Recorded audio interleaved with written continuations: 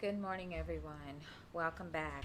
I'm Jen, and we are going to do a redo of the first couple chapters of the story that I'm reading, and it is The Sign of Four. It's a Sherlock Holmes. And the reason I'm doing this, redoing this, is because for some reason, when I did it last week, it didn't work. So the mic sounded all discombobulated. So we're going to try this again. And I'm going to be stitching on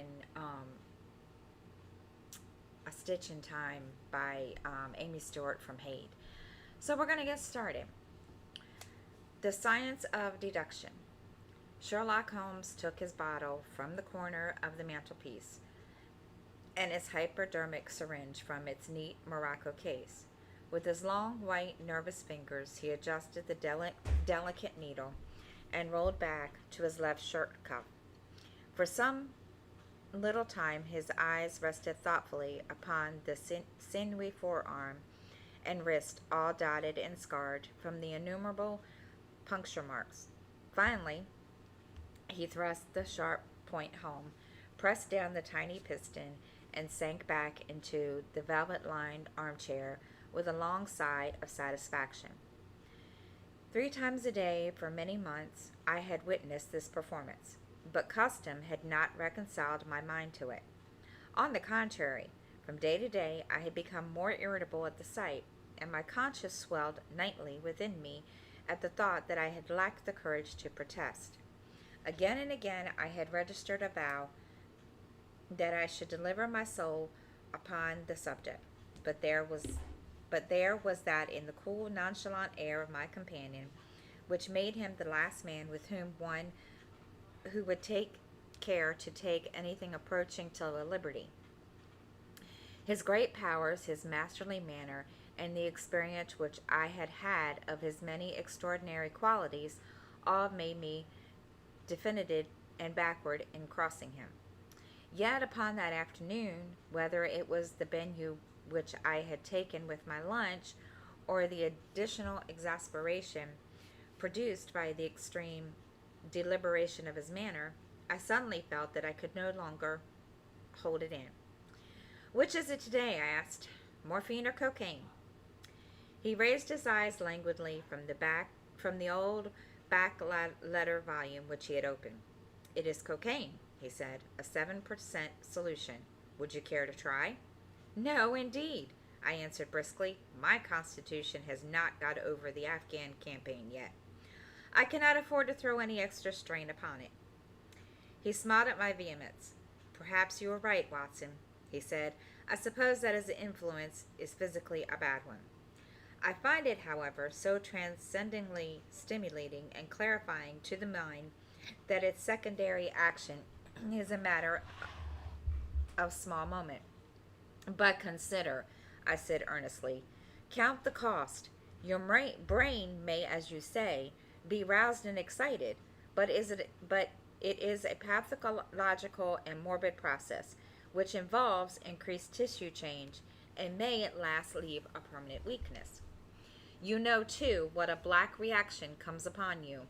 Surely the game is hardly worth the candle. Why should you, for a mere passing pleasure, risk the loss of those great powers with which you have been endowed? Remember that I speak not only as one comrade to another, but as a medical man to one of whose constitution he is to some extent answerable." He did not seem offended. On the contrary, he put his fingertips together and leaned his elbows on the arms of his chair, like one who has a relish for conversation. "My mind," he says, "rebels at stagnation. Give me problems, give me work, give me the most abstruse cryptogram or the most intricate analysis, and I am in my own proper atmosphere. I can dispense then with the artificial stimulants, but I abhor the dull routine of existence. I crave for mental exhilaration or exaltation. That is why I have chosen my own particular profession, or rather created it, for I am the only one in the world."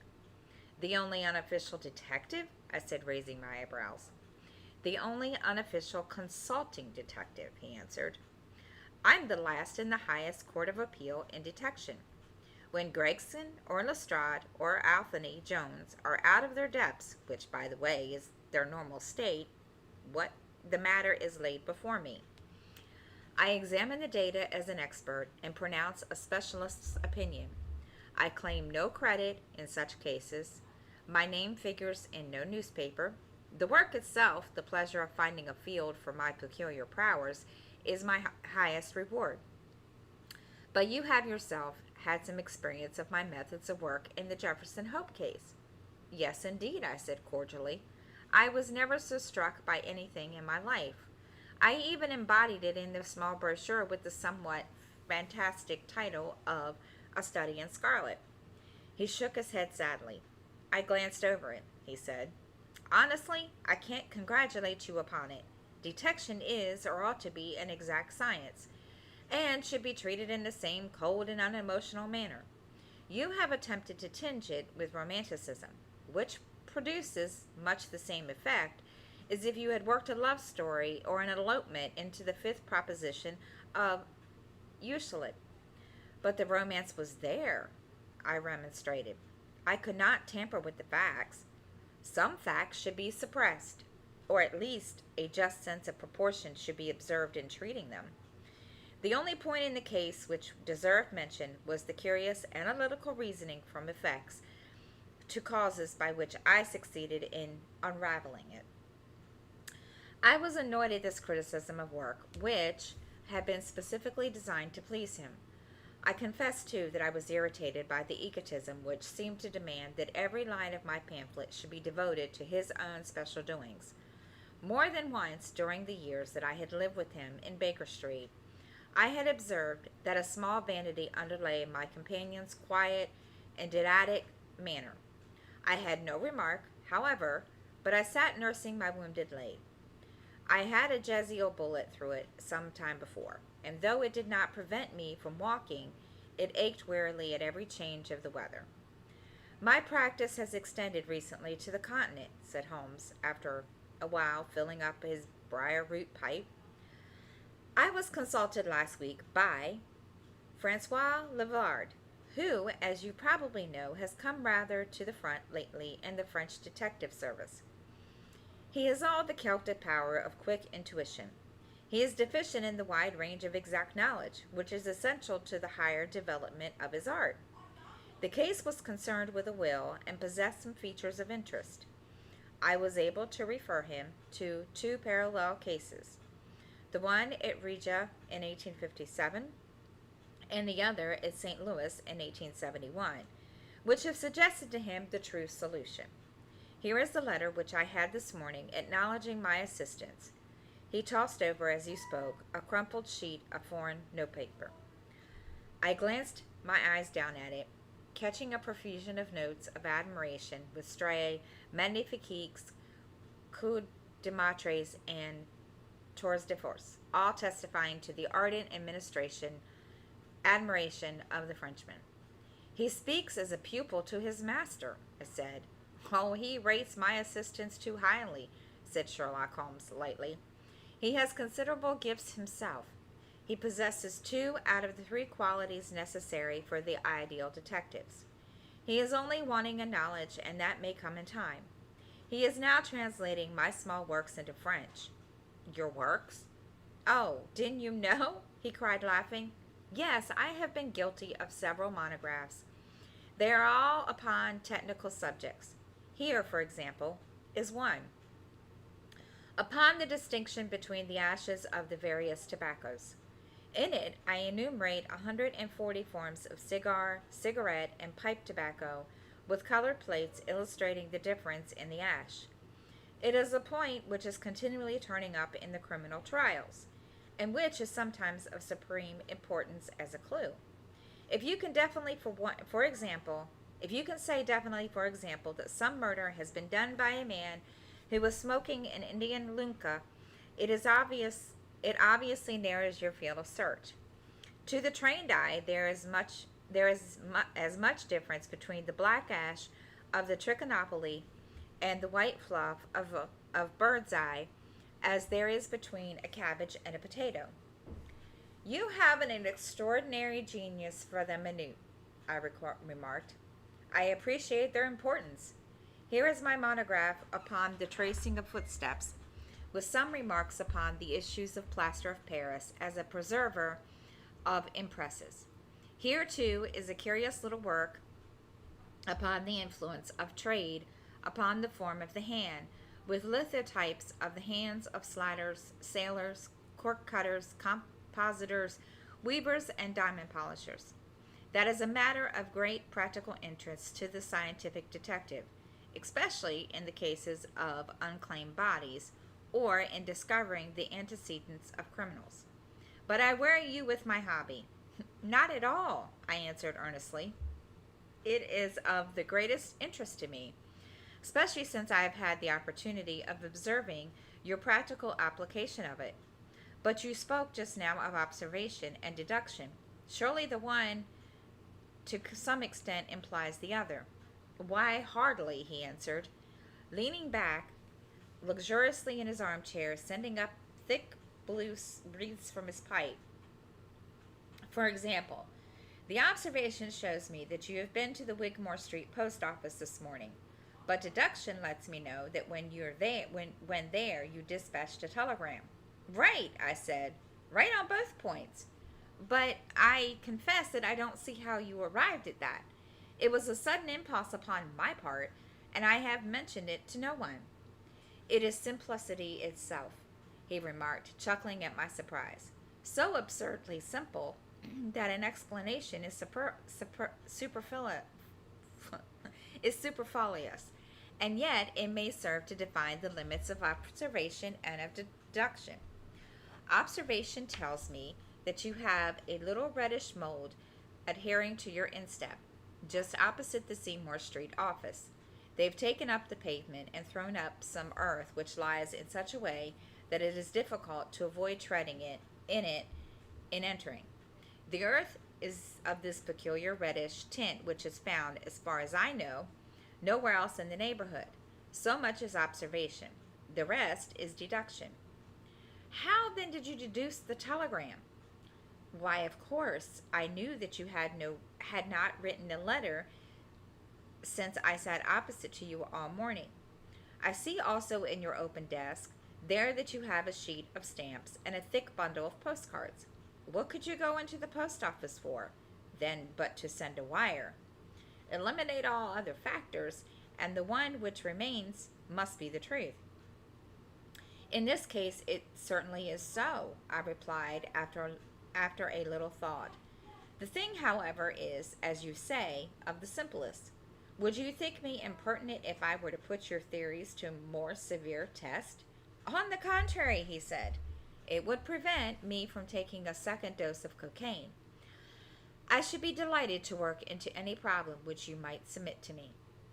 I have heard you say that it is difficult for a man to have an object in daily use without leaving the impress of his individuality upon it in such a way that a trained observer might read it. Now, I have here a watch which has recently come into my possession. Would you have the kindness to let me have an opinion upon the character or habits of the late owner? I handed him over the watch with some slight feeling of amusement in my heart, for the test was, as I thought, an impossible one, and I intended it as a lesson against the somewhat dogmatic tone which he occasionally assumed. He balanced the watch in his hands, gazed hard at the dial, opened the back, and examined the works, first with his naked eye, then with a powerful convex lens. I could hardly keep from smiling at his crestfallen face when he finally snapped the case to and handed it back. There are hardly any data, he remarked. The watch has been recently cleaned, which robs me of my suggestive facts. You are right, I answered. It was cleaned before being sent to me. In my heart, I accused my companion of putting forward a most lame and impotent excuse to cover his failure. What data could he expect from an uncleaned watch? Though unsatisfactorily, my research has not been completely barren, he observed, staring up at the ceiling with a dreamy, lackluster eyes. Subject to your correction, I should judge that the watch belonged to your elder brother, who had inherited it from your father. That you gather, no doubt, from the HW upon the back. Quite so. The W suggests your own name. The date of the watch is nearly 50 years back, and the initials are as old as the watch, so it was made for the last generation. Jewelry usually descends to the eldest son, and he is most likely to have the same name as the father. Your father has, if I remember right, been dead many years. It has, therefore, been in the hands of your eldest brother. Right, so far. Anything else? He was a man of untidy habits, very untidy and careless. He was left with good prospects, but he threw away his chances, lived for some time in poverty with the occasional short intervals of prosperity, and finally, taking to the drink, he died. That is all I can gather. I sprang from my chair, limped impatiently around the room with considerable bitterness in my heart. "This is unworthy of you, Holmes," I said. "I could not have believed that you would have descended to this. You have made inquiries into the history of my unhappy brother, and now you pretend to deduce this knowledge in some fanciful way. You cannot expect me to believe that you have read all this from his old watch. It is unkind, and to speak plainly, has a touch of charlatanism in it."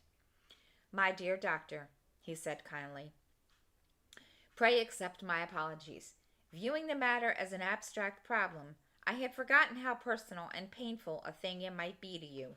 I assure you, however, that I never even knew that you had a brother until you handed me the watch." "Then how in the name of all that is wonderful did you get these facts? They are absolutely correct in every particular." "Ah, that is good luck. I could only say what was the balance of probability. I did not at all expect to be so accurate." But it was not mere guesswork?" No, I never guess. It is a shocking habit destructive to the logical faculty. What seems strange to you is only so because you do not follow my train of thought, or observe the small facts upon which large inferences may depend. For example, I began by stating that your brother was careless. When you observe the lower part of that watch case, you notice that it is not only dented in 2 places, but it is cut and marked all over from the habit of keeping other hard objects, such as coins or keys, in the same pocket. Surely it is no great feat to assume that a man who treats a 50-guinea watch so cavalierly must be a careless man. Neither is it a very far-fetched inference that a man who inherits one article of such value is pretty well provided for in other respects. I nodded to show that I followed his reasoning. It is very customary for pawnbrokers in England, when they took a watch, to scratch the number of the ticket with a pinpoint upon the inside of the case. It is more handy than a label, so there is no risk of the number being lost or transposed. There are no less than 4 such numbers visible to my lens on the inside of this case. Inference that your brother was often at low water. Secondary inference that he had occasionally bursts of prosperity, or he could not have redeemed that pledge. Finally, I ask you to look at the inner plate, which contains the keyhole. Look at the thousands of scratches all around the holes, marks where the key has slipped. What sober man's key could have scored those grooves? But you will never see a drunkard's watch without them. He winds it at night, and it leaves these traces of his unsteady hand. Where is the mystery in all of this? It is clear as daylight, I answered. I regret the injustice which I did to you. I should have had more faith in your marvelous faculties. May I ask whether you have any professional inquiry on foot at present? None, hence the cocaine. I cannot live without brain work. What else is there to live for? Stand at the window here. Was ever such a dreary, dismal, unprofitable world? See how the yellow fog swirls down the street and drifts across the dun-colored houses. What could be more hopelessly prosaic and material? Was it the use of having powers, doctor, when no one has no field upon which to exert them? Crime is a commonplace. Existence is commonplace. And no quality saves those which are commonplace. have any function upon earth. I had opened my mouth to reply to this tirade, when with a crisp knock our landlady entered, bearing a card upon the brass slaver. "A young lady for you, sir," she said, addressing my companion. "Miss Mary Marston," he read. "I have no recollection of the name. Ask the young lady to step up, Miss Hudson. Don't go, doctor. I should prefer that you remain." Chapter 2. The Statement of the Case. Miss Marston entered the room with a firm step and an outward composure of manner. She was a blonde young lady, small, dainty, well-gloved, and dressed in the most perfect taste. There was, however, a plainness and simplicity about her costume which bore with it a suggestion of limited means. The dress was a somber grayish beige, untrimmed and unbraided, and she wore a small turban of the same dull hue, relieved only by a suspicion of white feather in the side. Her face had neither regularity of feature nor beauty or complexion, but her expression was sweet and amiable, and her large blue eyes were singularly spiritual and sympathetic. In an experience of women which extends over many nations and 3 separate continents, I have never looked upon a face which gave a clearer promise of a refined and sensitive nature. I could not but observe that as she took the seat which Sherlock Holmes placed for her, her lip trembled, her hand quivered, and she showed every sign of intense inward agitation. "I've come to you, Mr. Holmes," she said, "because you once enabled my employer, Miss Cecil Forrester, to unravel a little domestic complication. She was much impressed by your kindness and skill." Mrs. Cecil Forrester," he repeated thoughtfully. "I believe that I was of some slight service to her. The case, however, as I remember it, was a very simple one." "She did not think so, but at least you cannot say the same of mine. I can hardly imagine anything more strange, more utterly inexplicable than the situation in which I find myself." Holmes rubbed his hands and his eyes glistened.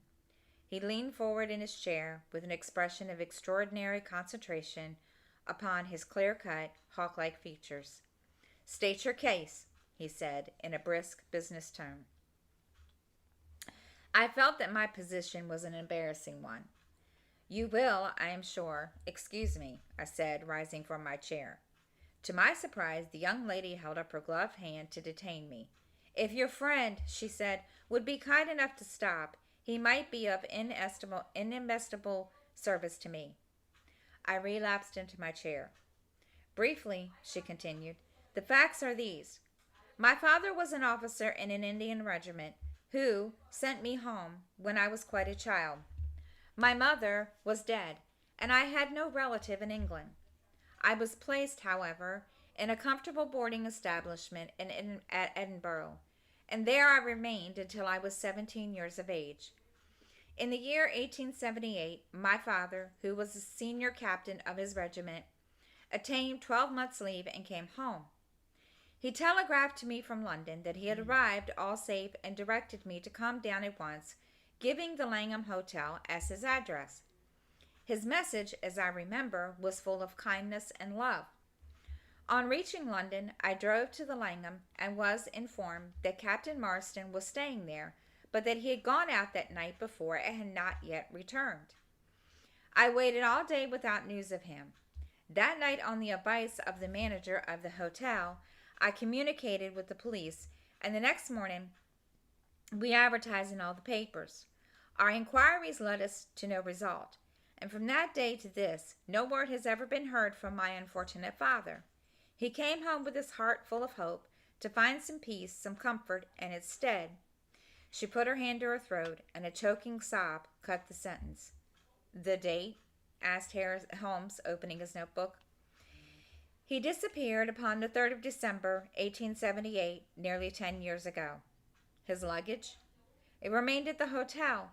There was nothing in it to suggest a clue. Some clothes, some books, and a considerable number of curiosities from the Andaman Islands.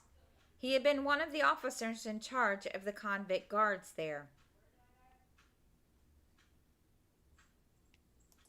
Had he any friends in town?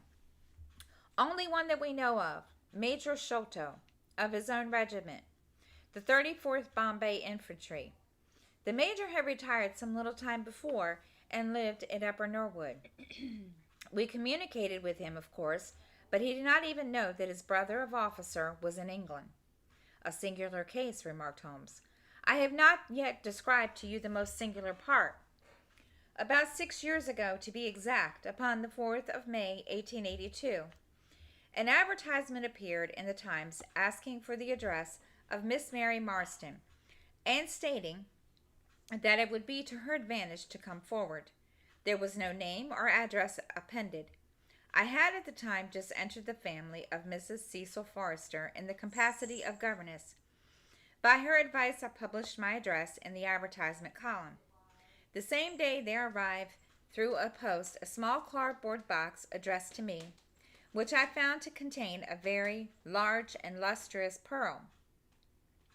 No word of writing was enclosed. Since then, every year upon the same date, there has always appeared a similar box containing a similar pearl, without any clue as to the sender. They have been pronounced by an expert to be of a rare variety and of considerable value. You can see for yourselves that they are very handsome. She opened a flat box as she spoke and showed me 6 of the finest pearls that I had ever seen. Your statement is most interesting, said Sherlock Holmes. Has anything else occurred to you? Yes, and no later than today. That is why I have come to you. This morning I received this letter, which you will perhaps read for yourself. Thank you, said Sherlock Holmes. The envelope too, please. Postmark London, S.W., date July 7th. Man's thumb mark on corner, possibly postman. Best quality paper, envelopes at 6 pence a packet. Particular man it is stationery. No address. Be at the 3rd pillar from the left outside of the Lyceum Theatre tonight at 7 o'clock. If you are distrustful, bring 2 friends. You are a wronged woman and shall have justice. Do not bring police. If you do, all will be in vain. Your unknown friend. Well, really, this is a very pretty little mystery. What do you intend to do, Miss Marston? That is exactly what I want to ask you. Then we shall most certainly go, you and I, and yes, why, Dr. Watson is the very man. Your correspondent says 2 friends. He and I have worked together before. But would he come? She asked with something of appealing in her voice and expression. I should be happy and proud, I said fervently, if I can be of any service. You both are very kind, she answered. I have led a retired life and have no friends whom I could appeal to. If I am here at 6, it will do, I suppose. You must not be later, said Holmes. There is one other point, however. Is this handwriting the same as that upon the pearl box addresses? I have them here, she answered, producing half a dozen pieces of paper. You are certainly a model client. You have the correct intuition. Let us see now. He spread out the papers upon the table and gave little darting glances from one to the other. They are disguised hands, except the letter, he said presently, but there can be no question as to the authorship. Show the irrepressible Greek E will break out, and see the twirl of the final S. They are undoubtedly by the same person. I should not like to suggest false hopes, Miss Marston, but is there any resemblance between this hand and that of your father? Nothing could be more unlike. I expected to hear you say so. We shall look out for you then at 6. Pray allow me to keep the papers. I may look into the matter before then. It is only 3:30. Au revoir, then. Au revoir, said our visitor, and then, with a bright, kindly glance from one to the other of us, she replaced her pearl box in her bosom and hurried away. Standing at the window, I watched her walking briskly down the street until the gray turban and the white feather were but a speck in the somber crowd. What a very attractive woman, I exclaimed, turning to my companion. He had lit his pipe again and was leaning back with drooping eyelids. Is she? He said languidly. I did not observe.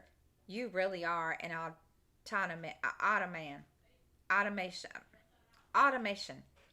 A very clever calculating machine, I cried. There is something positively inhumane in you at times. He smiled gently. It is of the first importance, he said, to not allow your judgment to be biased by personal qualities. A client is to me a mere unit, a factor in a problem. The emotional qualities are antagonistic to clear reasoning.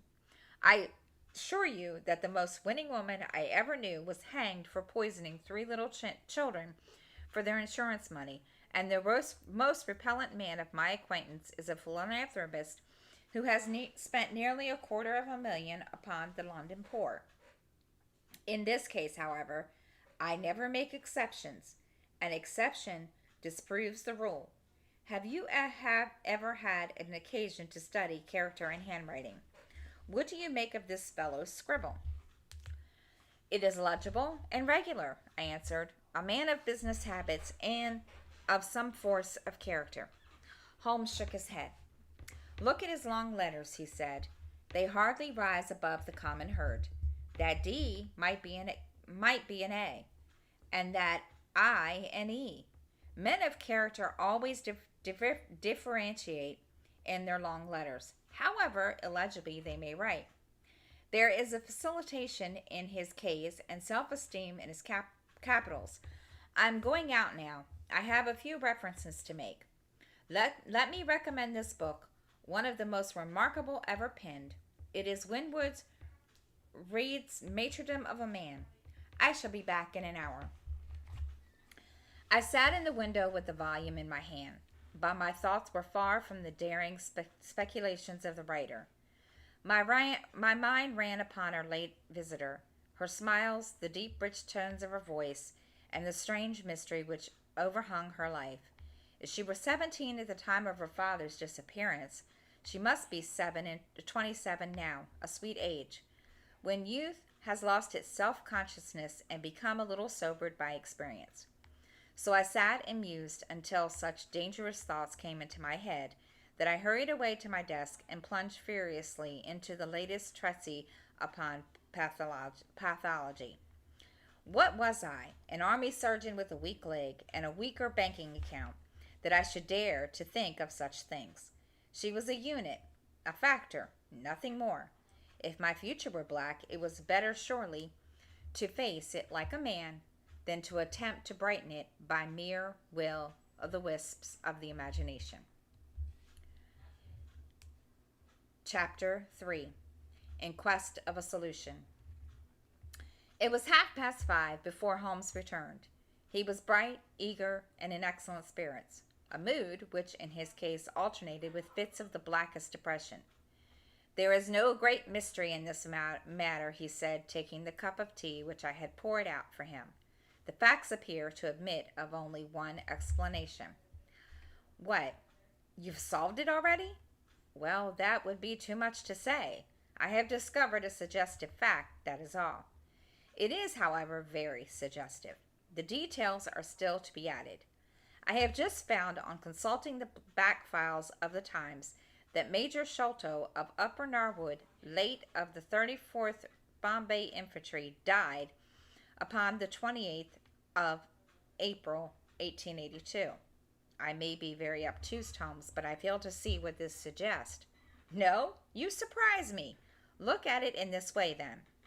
Captain Morstan disappears. The only person in London whom he could have visited is Major Sholto. Major Sholto denies having heard that he was in London. 4 years later, Sholto dies. Within a week of his death, Captain Morstan's daughter receives a valuable present, which is repeated from year to year, and now culminates in a letter which describes her as a wronged woman. What wrong can it refer to except this deprivation of her father, and why should the presents begin immediately after Sholto's death, unless it is that Sholto's heir knows something of the mystery and desires to make compensation? Have you any alternative theory which will meet the facts? But what a strange compensation, and how strangely made! Why, too, should he write a letter now rather than 6 years ago? Again, the letter speaks of giving her justice. What justice can she have? It is too much to suppose that her father is still alive. There is no other injustice in her case that you know of? There are difficulties. There are certain difficulties, said Sherlock Holmes pensively, but our expedition of tonight will solve them all. Ah, here is the four-wheeler, and Miss Marston is inside. Are you all ready? Then we'd better go down, for it is a little past the hour. I picked up my hat, put my heaviest stick, I observed that Holmes took his revolver from his drawer and slipped it into his pocket. It was clear that he thought that our night's work might be a serious one. Miss Marston was muffled in a dark cloak, and her sensitive face was composed but pale. She must have been more than a woman if she did not feel some uneasiness at the strange enterprise upon which we were embarking. Yet her self-control was perfect, and she readily answered the few additional questions which Sherlock Holmes put to her. Major Sholto was a very particular friend of Papa's, she said. His letters were full of allusions to the Major. He and Papa were in command of the troops at the Andaman Islands, so they were thrown a great deal together. By the way, a curious paper was found in Papa's desk which no one could understand. I don't suppose that it is of the slightest importance, but I thought you might care to see it, so I brought it with me. It is here. Holmes unfolded the paper carefully, smoothed it upon his knee. He then very methodically examined it all over with his double lens. It is a paper of native Indian manufacture, he remarked. It has sometime been pinned to a board. The diagram upon it appears to be the plan of a very large building with numerous halls, quarters, and passages. At one point it is a small cross done in red ink, and above it is 3.37 from the left, in faded pencil. In the left-hand corner is a curious hieroglyphic like four crosses in a line with arms touching. Beside it is written in very rough, coarse characters, the sign of four: Jonathan Small, Muhammad Singh, Abdullah Khan, Dost Akbar. No, I confess that I do not see how this bears upon the matter. Yet it is evidently a document of importance. It has been kept carefully in a pocketbook, for the one side is clean as the other. It was in his pocketbook that we found it. Preserve it carefully, then, Miss Marston, for it may prove to be of use to us. I begin to suspect this matter may not turn out to be much deeper and more subtle than I at first supposed. I must reconsider my ideas. He leaned back in the cab, and I could see by his drawn brow and his vacant eye that he was thinking intently. Miss Marston and I chatted in an undertone about our present expedition, and its possible outcome, but our companion maintained his impenetrable reserve until the end of our journey. It was a September evening, and not yet even 7 o'clock. But the day had been a dreary one, and a dense, drizzly fog lay low upon the great city. Mud-colored clouds drooped sadly over the muddy streets. Down the Strand the lamps were but misty splotches of diffused light, which threw a feeble circular glimmer upon the slimy pavement. The yellow glare from the shop windows streamed out into the steamy, vaporous air and threw a murky, shifting radiance across the crowded thoroughfare. There was, to my mind, something eerie and ghostlike in the endless procession of faces which flitted across these narrow bars of light. Sad faces and glad, haggard and merry, like all humankind, they flitted from the gloom into the light, and so back into the gloom once more. I am not subject to impressions, but the dull, heavy evening with the strange business upon which we were engaged combined to make me nervous and depressed. I could see from Miss Marston's manner that she was suffering from the same feeling. Holmes alone could rise superior to petty influences. He held open his notebook upon his knee. From time to time he jotted down figures and memoranda in the light of his pocket lantern. At the Lyceum Theater, the crowds were already thick at the side entrances. In front of a continuous stream of hansoms and four-wheelers were rattling, discharging their cargoes of shirt-fronted men and be-shawled, be-diamonded women. We had hardly reached the third pillar, which was our rendezvous, before a small, dark, brisk man in the dress of a coachman accosted us. "Are you the parties who come with Miss Marston?" he asked. "I am Miss Marston, and these two gentlemen are my friends," she said. He bent a pair of wonderfully penetrating and questioning eyes upon us. "You will excuse me, miss," he said with a certain dogged manner, "but I was to ask you to give me your word that neither of your companions is a police officer." "I give you my word on that," she answered. He gave a shrill whistle, on which a street Arab led across a four-wheeler and opened the door. The man who had addressed us mounted to the box. While we took our places inside, we had hardly done so before the driver whipped up his horse, and we plunged away at a furious pace through the foggy streets. The situation was a curious one. We were driving to an unknown place, an unknown errand.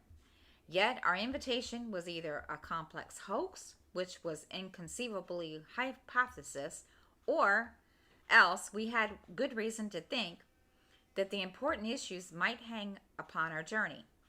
Miss Marston's demeanor was as resolute and collected as ever.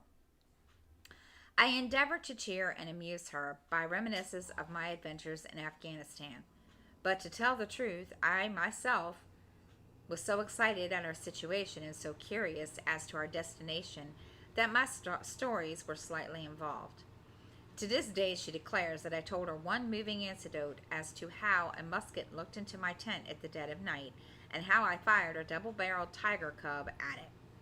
At first I had some idea as to the direction in which we were driving, but soon, what with our pace, the fog, and my own limited knowledge of London, I lost my bearings, and I knew nothing, save that we seemed to be going a very long way. Sherlock Holmes was never at fault, however, and he muttered the names as the cab rattled through the squares, in and out by tortuous by-streets. "Rochester Row," he said. "Now Vincent Square. Now we come out on the Vauxbridge Road. We are making for the Surrey side, apparently. Yes, I thought so. Now we are on the bridge. You can catch glimpses of the river." We did indeed get a fleeting view of a stretch of the Thames, with the lamps shining upon the broad silent water, but our cab dashed on and was soon involved in a labyrinth of streets upon the other side. "Wordsworth Road," said my companion, "Priory Road, Lake Hall Lane, Stockwell Place, Robert Street, Cold Harbor Lane. Our guest does not appear to take us to very fashionable regions." We had indeed reached a questionable and forbidding neighborhood. Long lines of dull brick houses were only relieved by the coarse glare and tawdry-built brilliance of public houses at the corner. Then came rows of two-storied villas, each with a fronting of miniature garden, and then again interminable lines of new, staring brick buildings, the monster tentacles which the giant city was throwing out into the country. At last the cab drew up to the third house in a new terrace. None of the other houses were inhabited, and at that which we stopped was as dark as its neighbors, save for the single glimmer in the kitchen window. On our knocking, however, the door was instantly thrown open by a Hindu servant clad in a yellow turban, white loose-fitting clothes, and a yellow sash. There was something strangely incongruous in this oriental figure, framed in the commonplace doorway of a third-rate suburban dwelling house. "The Sahib awaits you," he said. And even as he spoke, there came a piping voice from in a room. "Show them into me, Kiddamunkar," it cried. "Show them straight into me." Chapter 4. The Story of the Bald-Headed Man. We followed the Indian down a sordid, common passage, ill-lit and worse furnished, until he came to a door upon the right, which he threw open. A blaze of light yellow light streamed down upon us, and in the center of the glare there stood a small man with a very high head, a bristle of red hair all around the fringes of it, and a bald, shining scalp which shot out from among it like a mountain peak from fir trees. He writhed his hands together as he stood, and his features were in a perpetual jerk, now smiling, now scowling, but never for an instant in repose. Nature had given him a pendulous lip, and a too visible line of yellow and irregular teeth, which he strove feebly to conceal by constantly passing his hand over the lower part of his face. In spite of his obtrusive baldness, he gave the impression of youth. In point of fact, he had just turned his 30th year. "Your servant, Miss Morstan," he kept repeating in a thin, high voice. "Your servant, gentlemen. Pray step into my little sanctum. A small place, miss, but furnished to my own liking. An oasis of art in the howling desert of South London." We were all astonished by the appearance of the apartment into which he invited us. And that story house looked as out of place as a diamond of the first water in a setting of brass. The richest and the glossiest of curtains and tapestries draped the walls, loped back here and there to expose some richly mounted painting as an oriental vase. The carpet was of amber and black, and so soft and so thick that the foot sank pleasantly into it as a bed of moss. Two great tiger skins thrown athwart it increased the suggestion of Eastern luxury, as it did a huge hookah which stood upon a mat in the corner. A lamp in the fashion of a silver dove was hung from an almost invisible gold wire in the center of the room. As it burned, it filled the air with a subtle and aromatic odor. "Mr. Thaddeus Sholto," said the little man, still jerking and smiling. "That is my name. You are Mrs. Marston, of course. And these gentlemen? This is Sherlock Holmes, and this is Dr. Watson." "A doctor!" he cried, much excited. "Have you your stethoscope? Might I ask, would you have the kindness? I have grave doubts as to my mitral valve. If you would be so good. The aortic I may rely upon, but I should value your opinion upon the mitral." I listened to his heart as requested, but was unable to find anything amiss, save indeed that he was in an ecstasy of fear, for he shivered from head to toe. "It appears to be normal," I said. "You have no cause for uneasiness." "You will excuse my anxiety, Miss Marston," he remarked airily. "I am a great sufferer, and I have long had suspicions as to that valve. I am delighted to hear that they are unwarranted. Had your father, Miss Marston, refrained from throwing a strain upon his heart, he might have been alive now." I could have struck the man across the face, so hot was I at this callous and offhanded reference to such a delicate matter. Miss Marston sat down, and her face grew white to the lips. "I knew in my heart that he was dead," she said. "I can give you every information," he said, "and, what is more, I can do you justice, and I will, too. Whatever Brother Bartholomew may say, I am so glad to have your friends here, not only as an escort to you, but also as a witness to what I am about to do and say. The three of us can show a bold front to Brother Bartholomew, but let us have no outsiders, no police or officials. We can settle everything satisfactorily among ourselves, without any interference. Nothing would annoy Brother Bartholomew more than any publicity." He sat down upon a low settee and blinked at us inquiringly with his weak, watery blue eyes. "For my part," said Holmes, "whatever you may choose to say will go no further." I nodded to show my agreement. That is well," he said. "May I offer you a glass of Chianti, Miss Marston? Or Tokay? I keep no other wines. Shall I open a flask? No? Well, then, I trust that you have no objection to tobacco smoke, to the mild balsamic odor of the Eastern tobacco. I am a little nervous, and I find my hookah an invaluable sedative. He applied a taper to the great bowl, and then the smoke bubbled merrily through the rose water. We all sat in a semicircle with our heads advanced and our chins upon our hands, while the strange, jerky little fellow with his high, shining head puffed uneasily in the center. When I first determined to make this communication to you, he said, I might have given you my address, but I feared that you might disregard my request and bring unpleasant people with you. I took the liberty, therefore, of making an appointment in such a way that my man Williams might be able to see you first. I have complete confidence in his discretion, and he had orders, if he were dissatisfied, to proceed no further in the matter.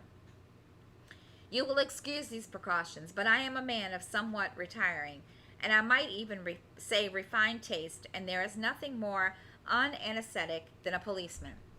I have a natural shrinking from all forms of rough materialism. I seldom come in contact with a rough crowd.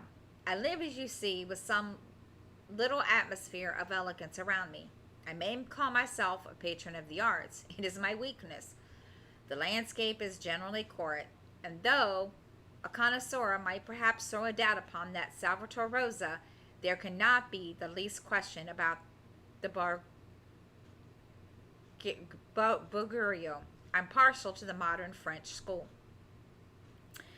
You will excuse me, Mr. Sholto, said Miss Morstan, but I'm here at your request to learn something which you desire to tell me. It is very late, and I should desire the interview to be as short as possible. At the best, it must take some time, he answered, for we shall certainly have to go to Norwood and see Brother Bartholomew. We shall all go and try, if we can, get the better of Brother Bartholomew. He is very angry with me for taking the course which has seemed right to me. I had quite high words from him last night. You cannot imagine what a terrible fellow he is when he is angry. If we are to go to Norwood, it would perhaps be as well to start at once, I ventured to remark. He laughed until his ears were quite red. That would hardly do, he cried. I don't know what he would say if I brought you in that sudden way. No, I must prepare you by showing you how we all stand to each other. In the first place, I must tell you that there are several points in the story of which I am myself ignorant. I can only lay the facts before you as far as I know them myself. My father was, as you may have guessed, Major John Sholto, one of the Indian Army. He retired some 11 years ago and came to live at Pondicherry Lodge in Upper Norwood. He had prospered in India and brought back with him a considerable sum of money, a large collection of valuable curiosities, and a staff of native servants. With these advantages, he brought himself a house and lived in great luxury. My twin brother Bartholomew and I were the only children. I very well remember the sensation which was caused by the disappearance of Captain Morstan. We read the details in the papers, and knowing that he had been a friend of our father's, we discussed the case freely in his presence. He used to join in our speculations as to what could have happened. Never for an instant did we suspect that he had had the whole secret hidden in his own breast, that of all men he alone knew the fate of Arthur Morstan. We did know, however, that some mystery, some positive danger overhung our father. He was very fearful of going out alone, and he was always employed 2 prize fighters to act as porters at Pondicherry Lodge. Williams, who drove you tonight, was one of them. He was once lightweight champion of England. Our father would never tell us what it was he feared, but he had the most marked aversion to men with wooden legs. On one occasion, he actually fired his revolver at a wooden-legged man who proved to be a harmless tradesman canvassing for orders. We had to pay a large sum to hush the matter up. My brother and I used to think this mere whim of our father's, but events have since led us to change our opinion. Early in 1882, my father received a letter from India which was a great shock to him. He nearly fainted at the breakfast table when he opened it, and from that day he sickened to his death. What was in the letter we could never discover, but I could see as he held it that it was short and written in his scrawling hand. He had suffered for years from an enlarged spleen, but he now became rapidly worse, and towards the end of April we were informed that he was beyond all hope, and that he wished to make a last communication to us. When we entered his room, he was propped up with pillows and breathing heavily. He besought us to lock the door and to come upon either side of the bed. Then, grasping our hands, he made a remarkable statement to us in a voice which was broken as much by emotion as by pain. I shall try to give it to you in his own words. I have only one thing, he said, which weighs upon my mind at this supreme moment. It is my treatment of poor Marston's orphan. The cursed greed which has been my besetting sin through life has withheld from her the treasure, half at least of which should have been hers, and yet I have made no use of it myself. So blind and foolish a thing is avarice. The mere feeling of possession has been so dear to me that I could not bear to share it with another. See that chaplet dipped with pearls beside the quine bottle? Well, even that I could not bear to part with, although I had got it out with the design of sending it to her. You, my sons, will give her a fair share of the Agra treasure, but sending her nothing, not even the chaplet, until I'm gone. After all, men have been as bad as this and have recovered. I will tell you how Marston died, he continued. He had suffered for years from a weak heart, but he concealed it from everyone. I alone knew it. When in India, he and I, through a remarkable chain of circumstances, came into possession of a considerable treasure. I brought it over to England, and on the night of Marston's arrival, he came straight over here to claim his share. He walked over from the station and was admitted by my faithful Lashardar, who is now dead. Marston and I had a difference of opinion as to the division of the treasure, and we came to heated words. Marston had sprung out of his chair in a paroxysm of anger when he suddenly pressed his hand to his side. His face turned a dusky hue, and he fell backwards, cutting his head against the corner of the treasure chest. When I stooped over him, I found, to my horror, that he was dead. For a long time I sat half distracted, wondering what I should do. My first impulse was, of course, to call for assistance, but I could not but recognize that there was every chance that I would be accused of his murder. His death at the moment of a quarrel and the gash in his head would be black against me. Again, an inquiry could not be made without bringing out some facts about the treasure which I was particularly anxious to keep secret. He had told me that no soul upon earth knew where he had gone. There seemed to be no necessity why any soul should ever know. I was still pondering over the matter when, looking up, I saw my servant Lashardar in the doorway. He stole in and bolted the door behind him. "Do not fear, Sahib," he said. "No one need know that you have killed him. Let us hide him away, and who is the wiser?" "I did not kill him," I said. Lashard shook his head and smiled. "I heard it all, Sahib," he said. "I heard you quarrel, and I heard the blow. But my lips are sealed. All are asleep in the house. Let's put him away together." That was enough for me to decide. If my own servant could not believe my innocence, how could I hope to make it good before 12 foolish tradesmen in a jury box? Lashardar and I disposed of the body that night, and within a few days the London papers were full of the mysterious disappearance of Captain Marston. You will see from what I say that I can hardly be blamed in the matter.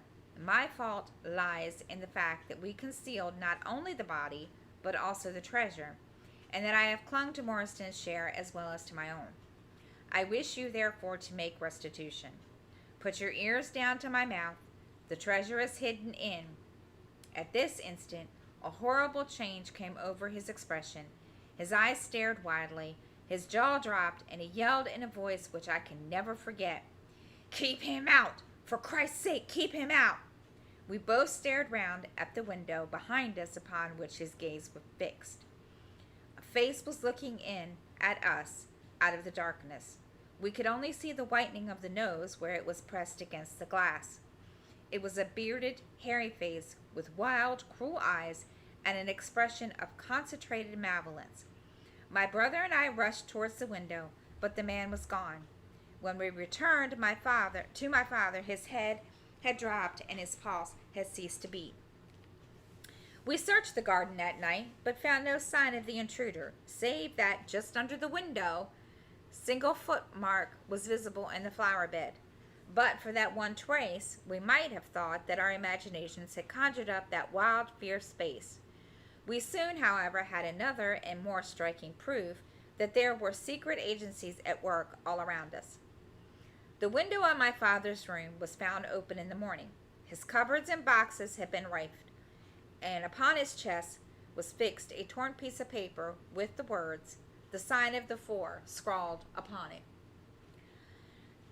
What the phrases meant or who our secret visitor may have been, we never knew.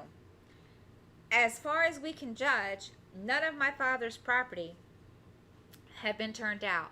My brother and I naturally associated this peculiar incident with the fear which haunted my father during his life, but it is still a complete mystery to us.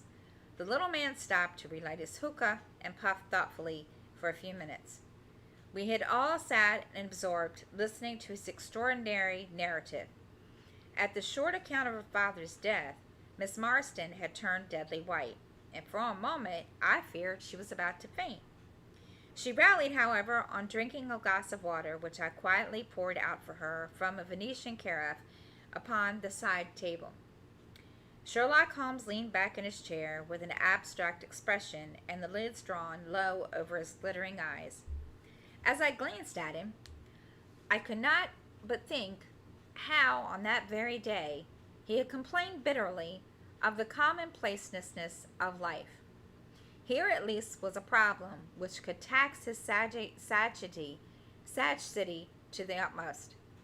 Mr. Thaddeus Sholto had looked from one to the other of us with an obvious pride at the effect which his story had produced, then continued between the puffs of his overgrown pipe. "My brother and I," he said, "were, as you may imagine, much excited as to the treasure which my father had spoken of. For weeks and for months we dug, deviled in every part of the garden, without discovering its whereabouts. It was maddening to think that the hiding place was on this very lips at the moment that he died. We could judge the splendor of the missing riches by the chaplet which he had taken out. Over this chaplet my brother Bartholomew and I had some little discussion. The pearls were evidently of great value, and he was averse to part with them, for between friends my brother was himself a little inclined to my father's fault. He thought, too, that if we parted with the chaplet, that it might give rise to gossip and finally bring us into trouble. It was all that I could do to persuade him to let me find Miss Marston's address and send her a detached pearl at fixed intervals, so that at least she might never feel destitute. "It was a kindly thought," said our companion earnestly. "It was extremely good of you." The little man waved his hands deprecatingly. "We were your trustees," he said. "That was the very view which I took of it, though Brother Bartholomew could not altogether see it in that light. We had plenty of money ourselves. I desired no more. Besides, it would have been such a bad taste to have treated a young lady in so scurvy a fashion. The French have a very neat way of putting things. Our differences of opinion on this subject went so far that I thought it best to set out rooms for myself. So I left Pondicherry Lodge, taking the old Kitmugger and Williams with me. Yesterday, however, I learned that an event of extreme importance occurred. The treasure has been discovered. I instantly communicated with Miss Marston, and it only remains for us to drive out to Norwood and demand our share. I explained my views last night to Brother Bartholomew, so we shall be expected, if not welcome, visitors." Mr. Thaddeus Sholto ceased, and sat twitching on his luxurious settee. We all remained silent, with our thoughts upon the new development which the mysterious business had taken. Holmes was the first to spring to his feet. "You have done well, sir, from first to last," he said. "It is possible that we may be able to make you some small return by throwing some light upon that which is still dark to you. But, as Miss Marston remarked just now, it is late, and we had best put the matter through without delay." Our new acquaintance very deliberately coiled up the tube of his hookah and produced from behind a curtain of very long befrogged topcoat with astrakhan collar, and cuffs. This he buttoned tightly up, in spite of the extreme closeness of the night, and finished his attire by putting on a rabbit skin cap with hanging lappets which covered the ears so that no part of him was visible save his mobile and perky face. "My health is somewhat fragile," he remarked, as he led the way down the passage. "I am compelled to be a valetudinarian." Our cab was awaiting us outside, and our program was evidently prearranged, for the driver started off at once at a rapid pace. Thaddeus Sholto talked incessantly at a voice which rose high above the rattle of the wheels. "Bartholomew is a clever fellow," he said. "How do you think he found out where the treasure was? He had come to the conclusion that it was somewhere indoors, so he worked out all the cubic space of the house, made measurements everywhere so that not 1 inch should be unaccounted for.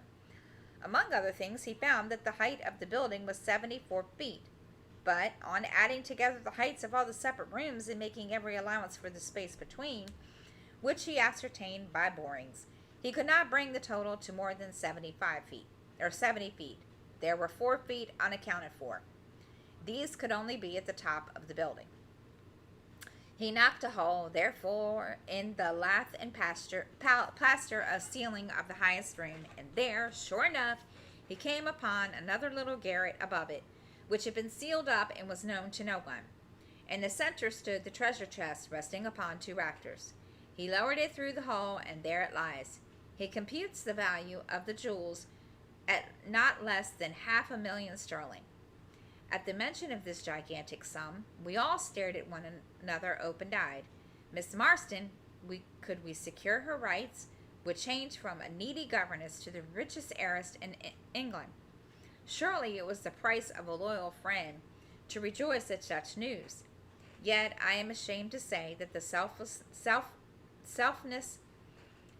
took me by the soul, and that my heart turned as heavy as lead within me. I stammered out a few halting words of congratulation, and then sat downcast with my head drooped, deaf to the babble of our new acquaintance. He was clearly a confirmed hypochondriac, and I was dreamily conscious that he was pouring forth interminable trains of symptoms, and imploring information as to the composition and action of innumerable quack nostrums, some of which he bore about in a leather case in his pocket.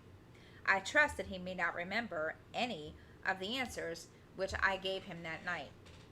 Holmes declares that he overheard me caution him against the great danger of taking more than 2 drops of castor oil, which I recommended strychnine in the large doses as a sedative, strychnine.